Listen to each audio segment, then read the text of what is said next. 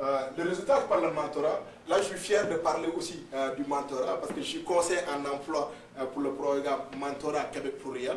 Et je disais que le mentorat, dans 1 an, 2 ans, deviendra un programme incontournable. Pourquoi? Parce que là c'est la crise économique, les gens ne parlent pas trop de la relève, mais le mentorat c'est un moyen d'assurer la relève et la diversité. La relève, mais la diversité aussi de la relève.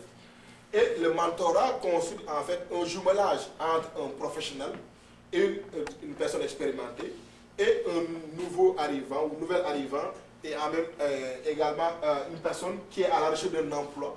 Ça lui permet de pouvoir développer beaucoup de contacts, de comprendre la culture organisationnelle, l'harmonie, l'environnement de travail. Et à ce titre, je tiens à remercier certains mentors qui sont là, qui ont beaucoup contribué bénévolement aussi dans le cadre de mon programme et tout. Parce qu'on parlait au début aussi de notre volonté aussi de s'intégrer. Donc nous aussi dans notre cheminement, on peut être des mentors, c'est-à-dire des modèles valorisants.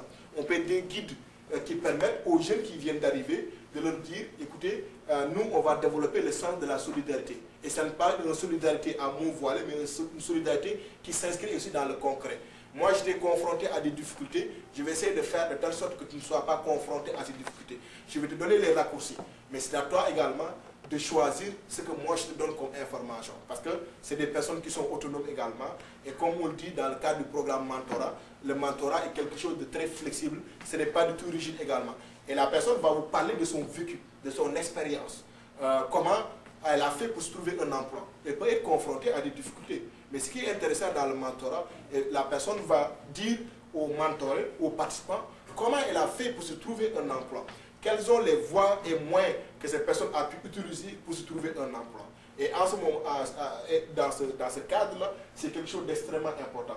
Le mentorat constitue aussi un processus de transition professionnelle. Parce qu'on arrive avec des compétences, avec aussi un profil également, et on peut aussi valider cela.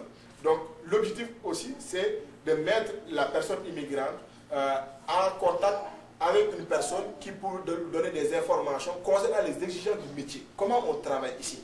Quel est le vocabulaire technique qu'on utilise? Parce que c'est quelque chose d'extrêmement important. La personne peut avoir des compétences, mais parfois n'utilise pas le vocabulaire technique.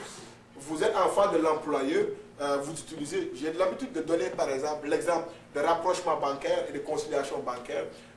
Je vois en fait un comptable qui est là, donc là c'est un terrain glissant et je vais faire attention par rapport à ce que je vais dire.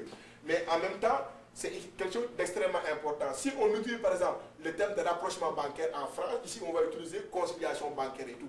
Donc c'est important pour que la personne mette en avant cet aspect et tout. Et le mentorat nous permet aussi d'avoir cela aussi. Parfois il y a des postes qui ne disent pas la même chose également, des concepts qui ne veulent pas dire aussi la même chose. Donc il faut essayer d'adapter cela au niveau du CV, parce que comme je disais, l'employeur n'a pas un moment pour faire une gymnastique intellectuelle en disant, ok, Mohamed il voulait dire cela, ou en quoi Doudou il voulait expliquer par rapport à ce terme. Lui, ce qu'il veut avoir comme information, c'est que ce sont les domaines de compétences qui sont demandés au niveau de l'offre d'emploi et tout là. Et il n'ira pas par 4 chemins, il va avoir l'information. Donc c'est pourquoi on parle du fait que le CV doit être concis, précis également et très clair. Référence candidature aussi, ça aussi c'est quelque chose d'extrêmement important parce que, comme je disais tout à l'heure, quand les personnes immigrantes arrivent, ils n'ont pas des candidatures également, la possibilité d'avoir des personnes qui se portent comme référence dans le cadre des entrevues.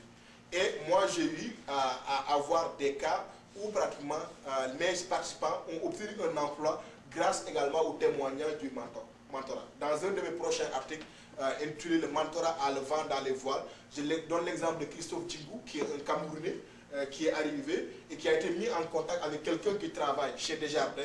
Et la personne lui a donné beaucoup d'informations. Et quand il a passé une entrevue, il a donné le nom du mentor. Et le mentor a bien vendu les qualités de cette personne. Et ça rassure l'employeur. Parce que moi, comme conseiller en emploi, l'employeur va m'appeler, il va me dire, Doudou, il est pro-immigration. De toute façon, il ne dira pas quelque chose de négatif sur le candidat. Mais quand il appelle Christophe, quand il appelle un mentor, le mentor, lui, c'est quelqu'un de neutre.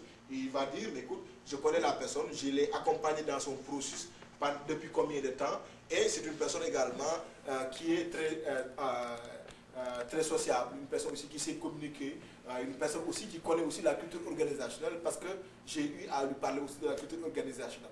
Donc le mentorat aussi, c'est également cet aspect important parce que l'employeur, lui, qu'est-ce qu'il va dire? Il va dire, écoutez, je n'aurai pas besoin de former la personne en termes également de socialisation au niveau de la philosophie de l'entreprise longtemps, parce qu'il y a déjà quelqu'un qui a déjà parlé de l'interaction avec les collègues de travail.